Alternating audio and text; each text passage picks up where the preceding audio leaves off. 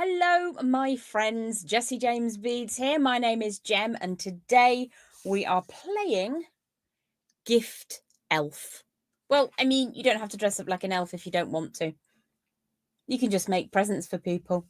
So I can't tell you how much I love Snowflakes and Stardust, the November Magical Mystery Bead Box.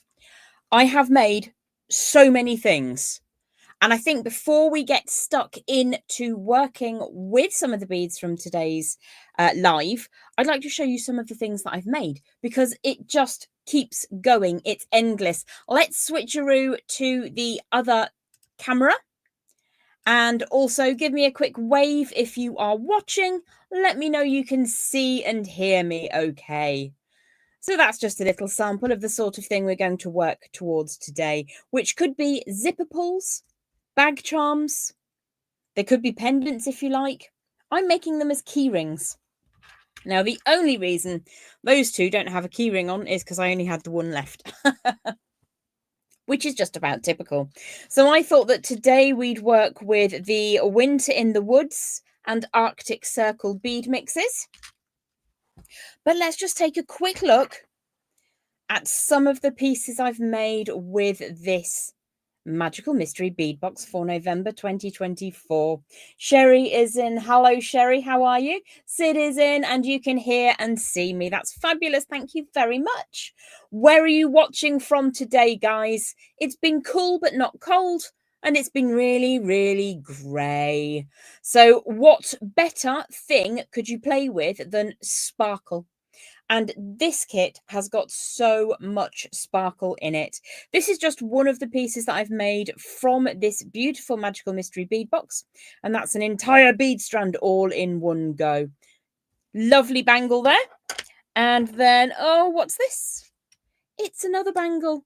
Now, this one is built for my wrist, but also it could be built for somebody else's wrist as well because it's got a built-in extender bar. All from this fantastic Magical Mystery Bead Box from November.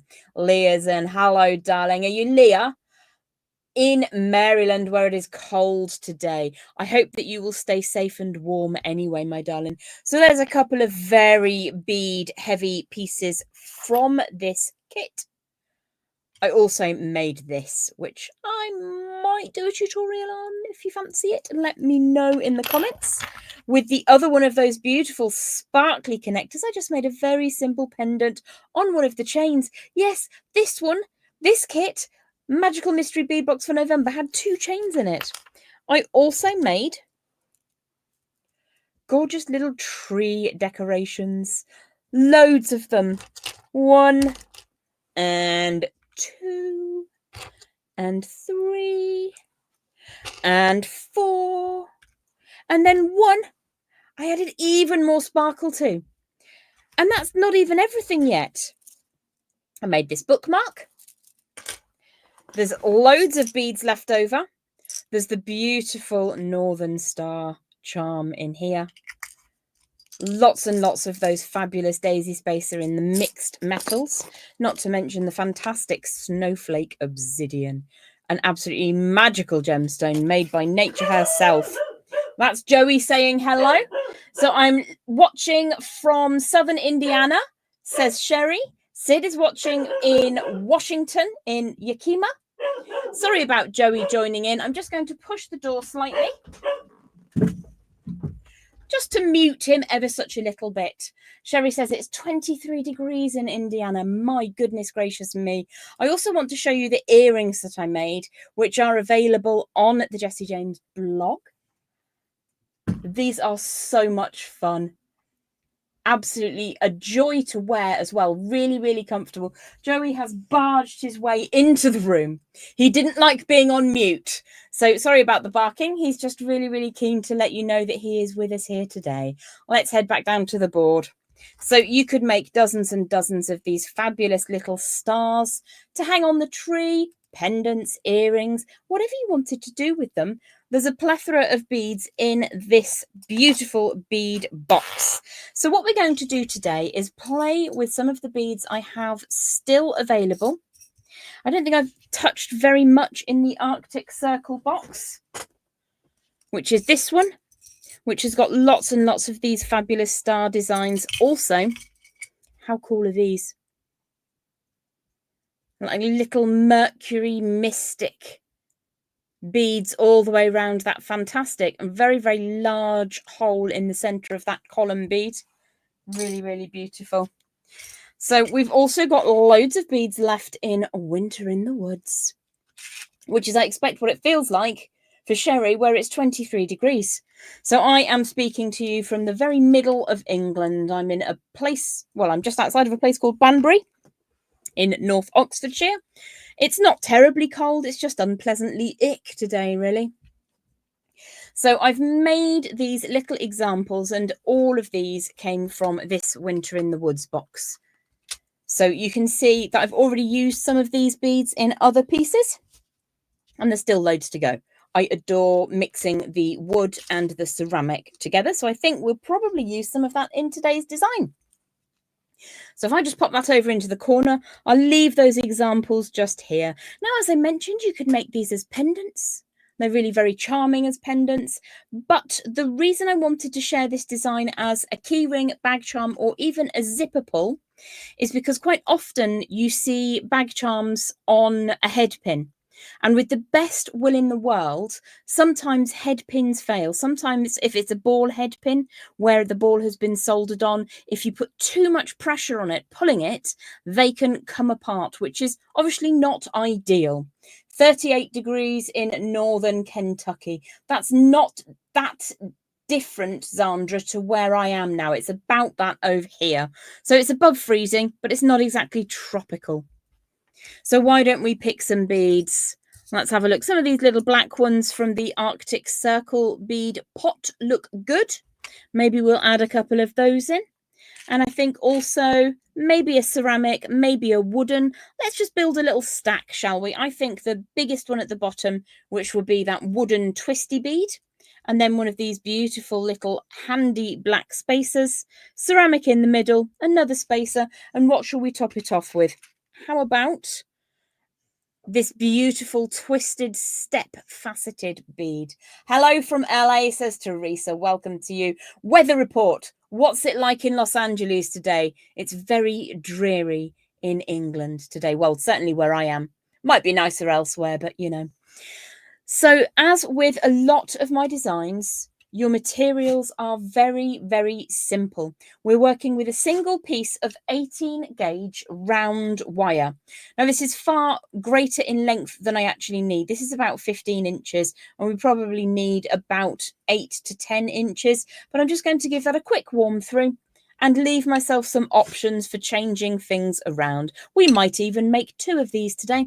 That's just my ring banging on the little collection of beads over there. So if I scooch that up slightly, we'll have a bit more room.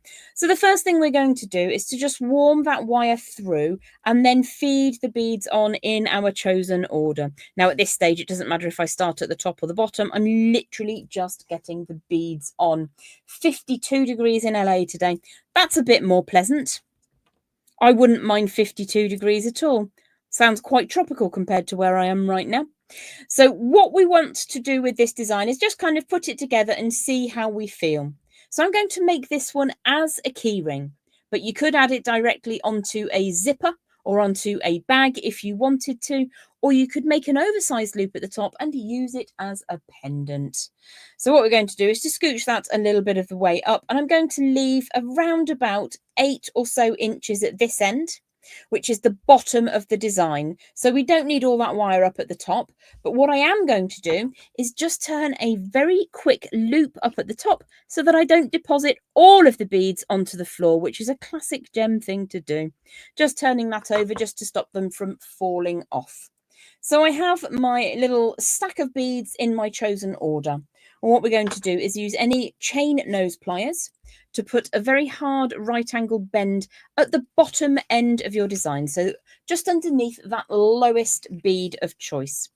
What we need to do here is to add a little bit of strength to that last inch or so of this wire. We want that to stay nice and straight. Now, if you push the beads out of the way, if you have a hammer and block, you can absolutely hammer that and maybe just a teeny tiny amount past the bend. but not too much past the bend, because we want this wire, the long tail, that's about 7 or 8 inches or so, to be nice and fluid and warm. So this needs to stay flexible. And this last inch or so down at the bottom needs to become quite firm. The easiest way you can do that without picking up any other tools or moving to the garage or wherever it is you keep your steel block is just to open and close the pliers over. And you'll notice that the wire really changes how it feels underneath your hands. So again, give that a bit of a squish to make it nice and strong. And then we're going to bring in that first bead. Again, I've put a little loop at the top so that when I scooch those beads out of the way, they don't end up on the floor. Now, you can work with all round beads. You can work with rounds and rondelles. They make very, very beautiful fluid designs. I've chosen to work with a twisty bead today, which is just a tiny bit more challenging, but I just wanted to show you that it's possible to work with really whichever bead you fancy. So bring your warmth to this tail of wire sticking out at the bottom. Run that between thumb and forefinger. Make it nice and toasty warm. Hold it in position, and then we're going to grip very firmly onto the bead and draw the tail of wire around the side and over the top of that core wire. Now, if you are newer to wire working, do start off with some nice, simple round beads or rondelles, because it makes this part of the process super easy. Drawing that wire like a little halo around the outside of that bead, hold it in position, and then bring that tail around underneath the core. So I've made a little loop that goes all the way around, and we do need to tighten that up slightly. So let's give that a squish. And then take the wire over the top. The idea is that we encircle this core wire that goes through the middle of all of those beads, give it a squish, and if it moves around, you can tell it what you want it to do. Just push it down into position. You might need to tighten that up slightly. The easiest way to do that is to put your pliers either side of that core wire and just push gently until it sits where you want it to. Now, again, I would urge you, if you're newer to wire, to try this with round or rondelle beads, because working with very tiny beads or funny angled beads is just a little bit more challenging. So have a go with rounds first and then move on up. So if I just flick that in the light, you can see it makes a really pleasing little halo around the outside of the bead. So what we're going to do now is travel from the top of the core wire, which is where my tail of wire is coming away. Push the next bead into position, draw that round underneath the tail wire. So if I show you that as I bring it round, what we're doing is we're flicking from the top around the outside of the bead to underneath the core. Pinch your next bead into position, draw that wire all the way around and underneath. Push the next bead into position. Now, when working with ceramic beads, care should be taken so that we don't chip any of that beautiful, shiny, glossy surface. A little bit of warmth into the wire goes a long way. Now, because our long tail of wire, which we're making sure it's nice and warm, we need that to be toasty warm, and it's coming from underneath the core. Let me just open that up slightly. So it starts off underneath the core, push the bead into position, draw the wire all the way around the outside of the bead over the top of the core. So from underneath to over the top. And you can see that I've got one swoosh on one side of the bar, and then a swoosh on the other side, and then a swoosh back on this side. So I'm always switching from left to right, and from, in this instance, underneath to on top. Hold that in position, draw the wire around all the way so that it travels on exactly where it was going before you made that small loop. So when you look at the side, you can see there's a really beautiful angle to that swoosh. Not on the bottom one, because that starts in a neutral position centrally on that core. So down at the bottom, we went from a neutral position to over the top, around the side to underneath, around the side to over the top.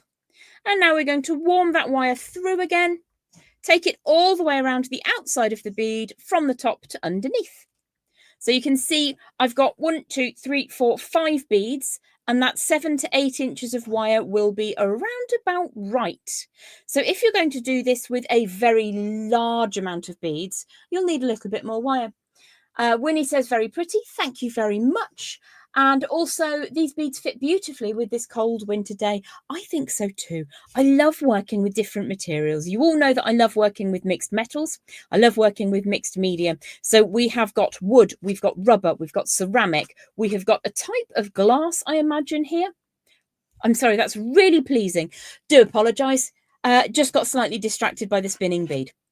So the tail of wire is currently underneath the core. So I need to bring that tail all the way around and underneath again. Push the next bead into position, starting from underneath. So we need to take that all the way around and over the top of that core. So I'm going to bring that around, first of all, exactly the same as if I was going to slide in another bead. And then I'm going to give it a second rotation. And what we're looking to do is to keep the wire nice and tight at the top of that bead, all the way over the top. And I've been left with around about an inch and a smidge. It's about an inch and an eighth tail of wire here, which I think I'm going to reserve for a small coil, like I have done on some of these other pieces. Hello, Anne in California. How are you today? I hope you are well. So what we need to do now is to create a wrapped loop up at the top. You can either undo that loop that we created earlier, or I'm being a little bit on the quick side, just trim it away.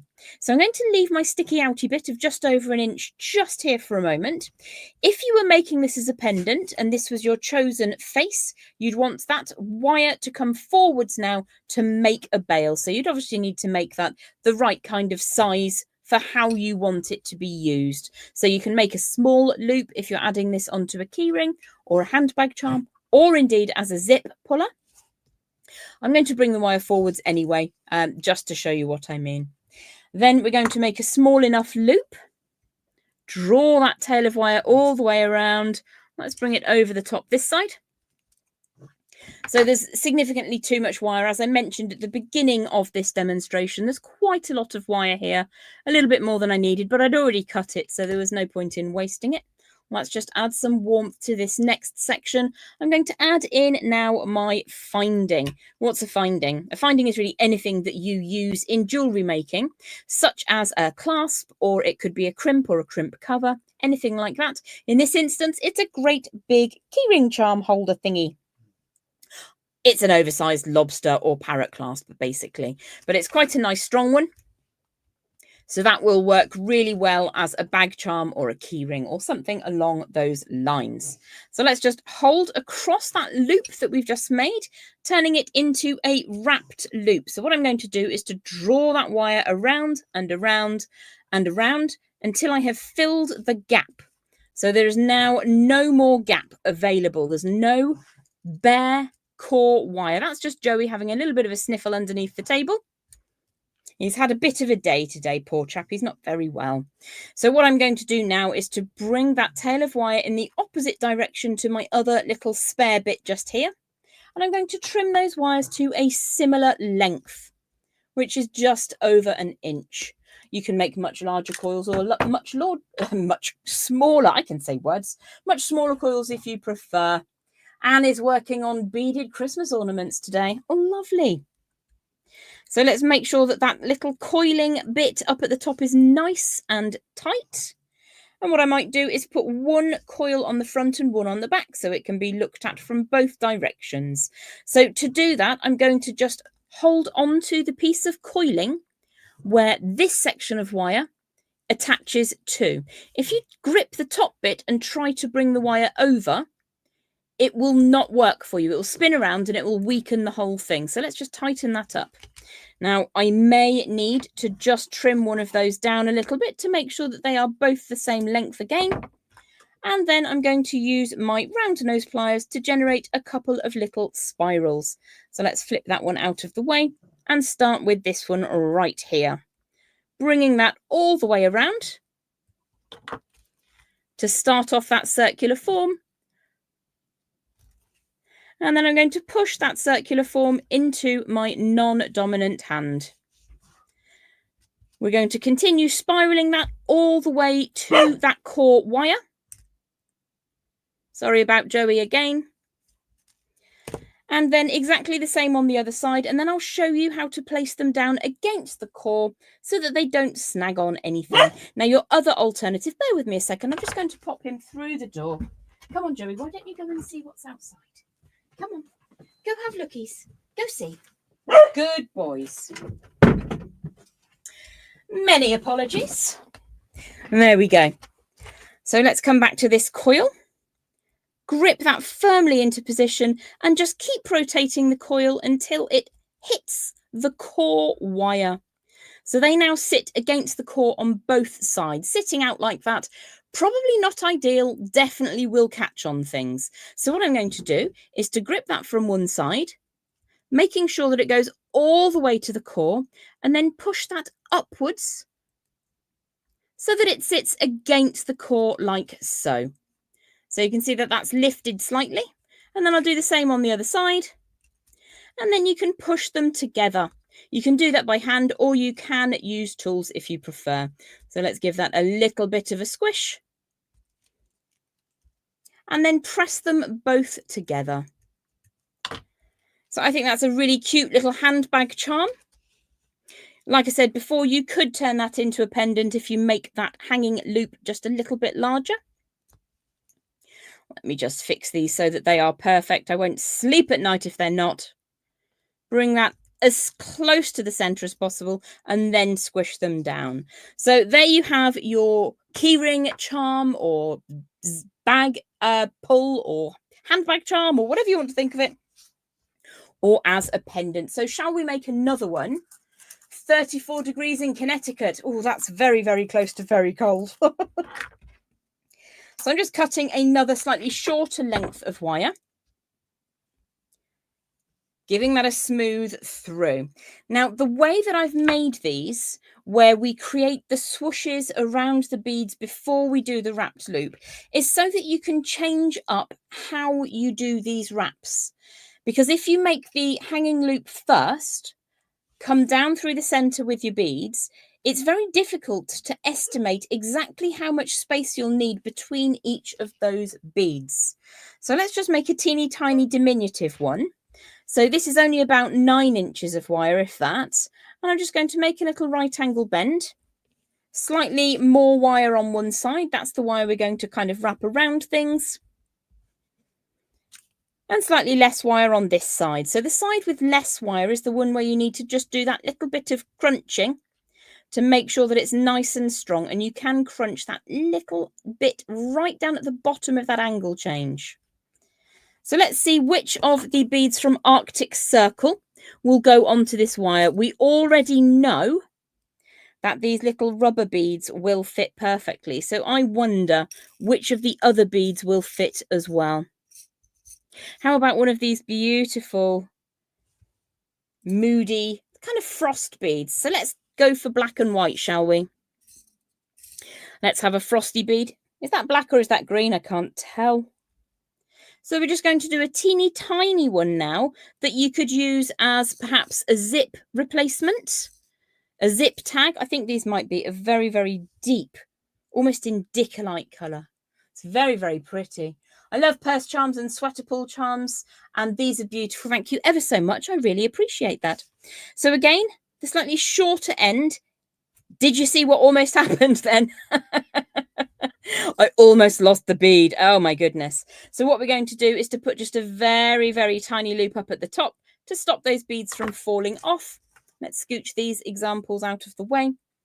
Again, making sure that this last little bit is really strong just there. It's also a good opportunity to put some extra warmth into this wire down at the base. This is going to be our wrapping wire. Now, why do I ask you to put strength just here?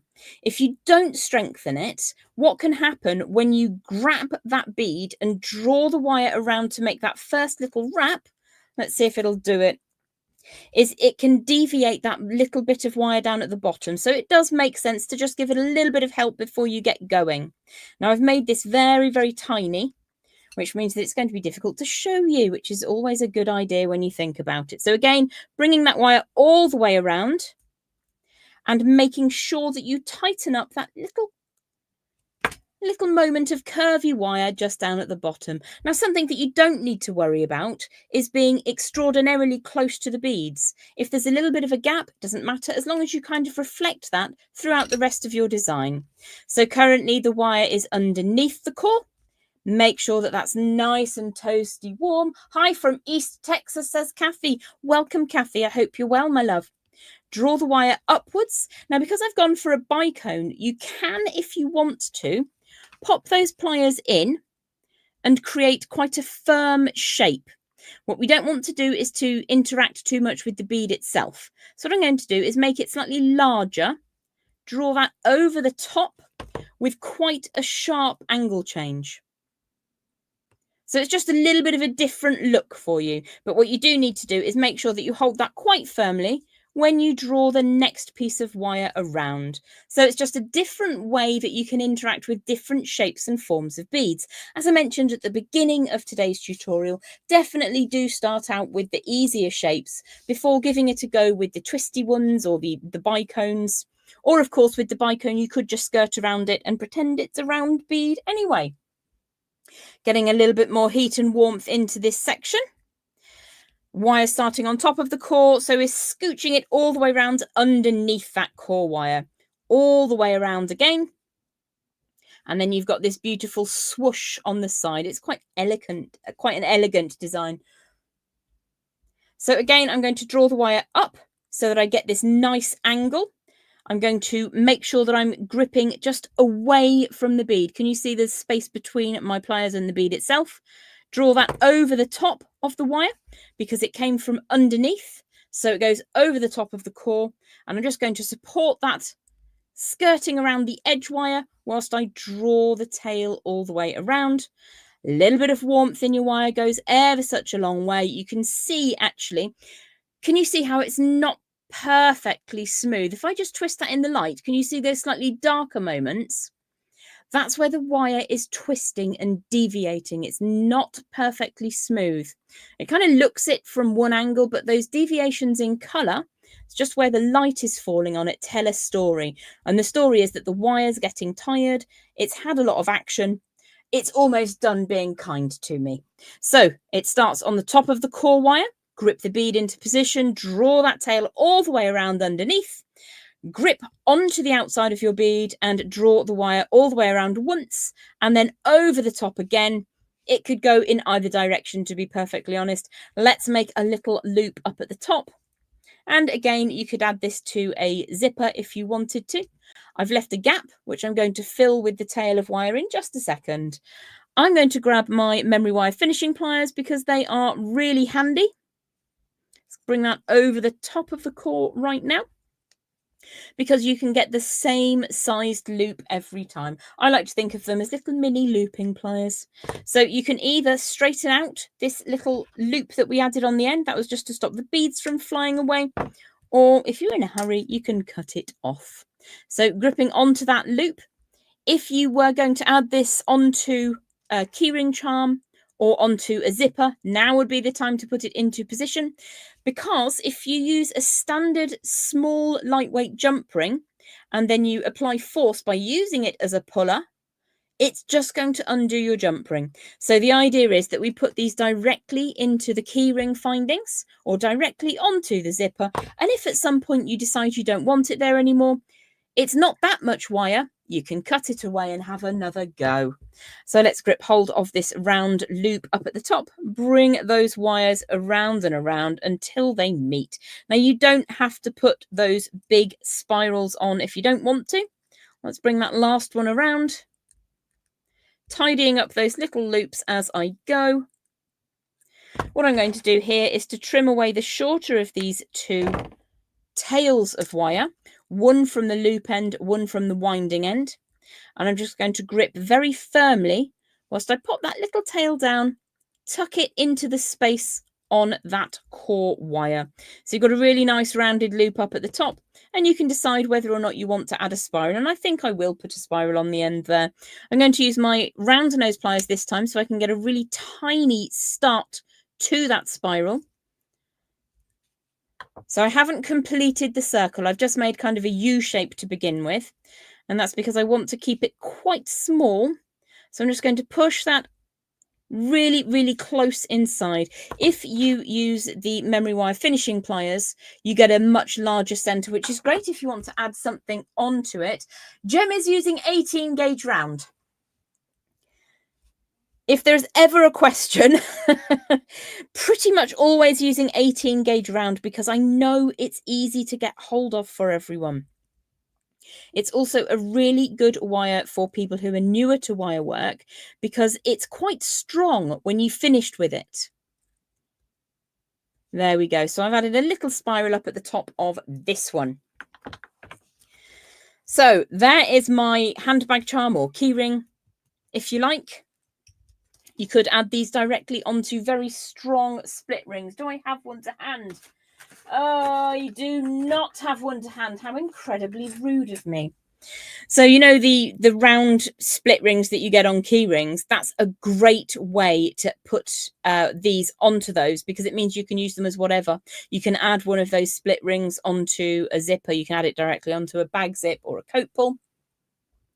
I have made enough of the zipper pulls that I have found that attaching the claw to the wire is the best. Absolutely, because the fewer points of contact you have, the fewer points of connection you have, the stronger your jewellery or your enchanting gifts, as I'd like to think of these. The fewer the connection points, the more likely they are to last for a long time. So again, you can make these as jewellery. That's making me think of really cute little drop earrings, to be fair.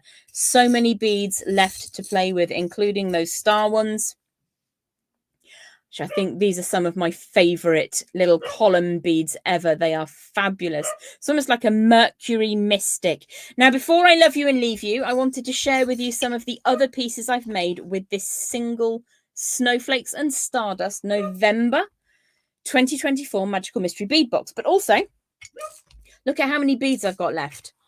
And that doesn't take into account the North Star charm, the daisy spacers.